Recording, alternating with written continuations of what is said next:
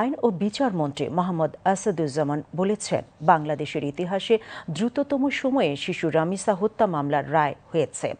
আইনি সব প্রক্রিয়া মেনে মাত্র ৬ কার্যদিবসে এই মামলার রায়ের কথা উল্লেখ করে তিনি বলেন, ডেথ রেফারেন্স শেয়ারিংয়ের জন্য ৭ দিনের মধ্যে হাইকোর্টে এই মামলার নথি যাবে।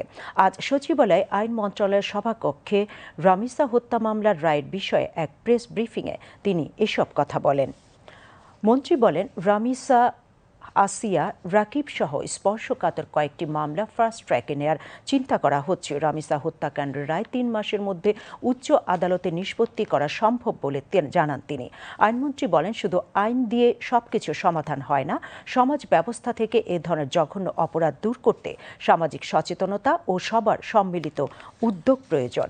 মোহাম্মদ আসাদুজ্জামান বলেন, আগে এসব মামলা নারী ও শিশু নির্যাতন দমন ট্রাইব্যুনালে যেত, এখন এগুলোকে বিশেষ অগ্রাধিকার দিয়ে বিচারের জন্য শিশু সহিংসতা দমন ট্রাইব্যুনাল প্রতিষ্ঠা করা হয়েছে। এখানে শুধু শিশু ধর্ষণ ও সহিংসতার বিচার হবে।